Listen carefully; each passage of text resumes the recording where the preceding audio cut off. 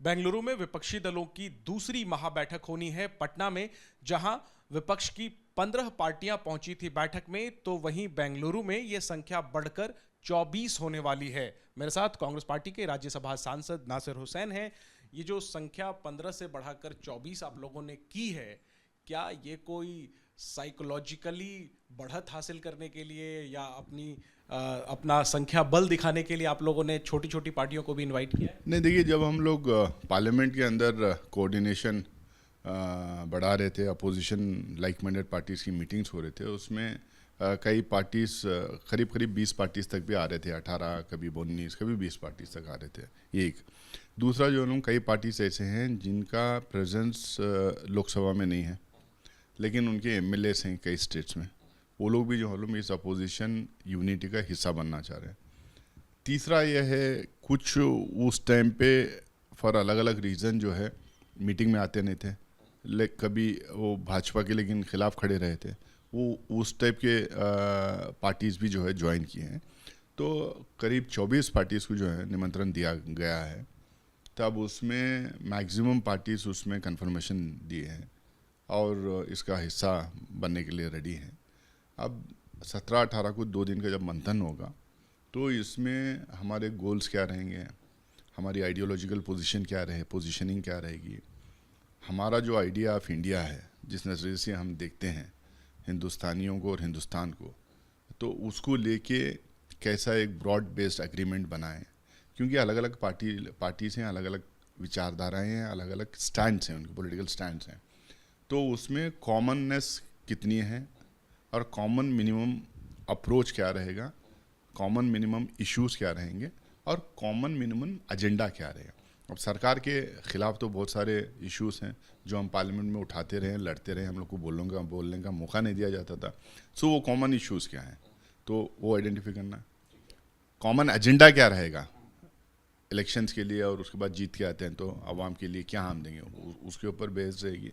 Ideological position हमारी किस level तक जाके हम लोग कॉम्प्रोमाइज़ नहीं बोलूँगा, एक हिसाब से सारे लोग मिलजुल के कैसा हम लोग एक पोजीशनिंग कर लेंगे, इन तमाम चीज़ों पे उस पर विचार होगा। तो माने नासिर जी कि कॉमन मिनिमम प्रोग्राम पर मुहर लग जाएगी बेंगलुरु में ब्लूप्रिंट तैयार हो जाएगा कॉमन मिनिमम प्रोग्राम का विपक्षी दलों का?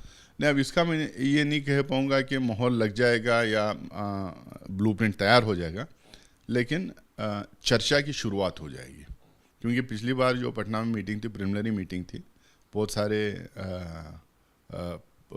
मौजूदा जो राजनीतिक परिस्थितियां बनी हुई हैं उसको लेके जो हम डिस्कशन हुआ था। अब इश्यूज़, एजेंडा, गठबंधन, अलायंसेस अलग अलग स्टेट्स में, पॉलिटिकल पोजीशनिंग हमारी, इन तमाम चीज़ों को लेके चर्चा शुरू हो जाएगी।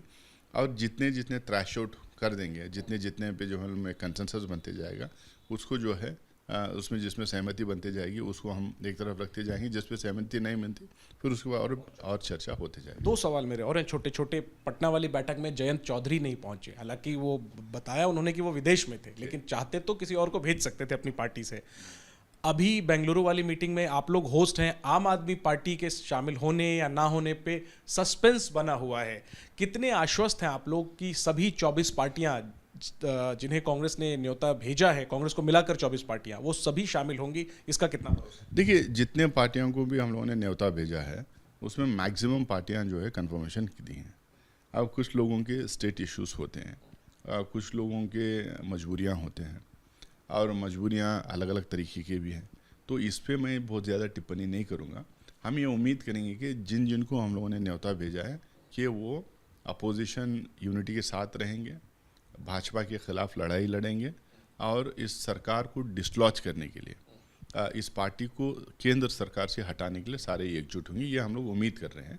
अब उसमें कौन हाथ जोड़ना चाहेंगे, कौन इस जो एफर्ट्स हो रहे हैं और इस जो कोशिश जो हो रही है उससे कौन दूर रहेंगे, अब वो 17-18 को ही पता चलेगा। आखिरी में, इन्हीं तारीखों में 18 तारीख को बीजेपी ने भी एनडीए की बैठक बुलाई है, जिसमें कई उनके पुराने सहयोगी जो छोड़ के जा चुके हैं, उन्हें वो भी वापस आ सकते हैं।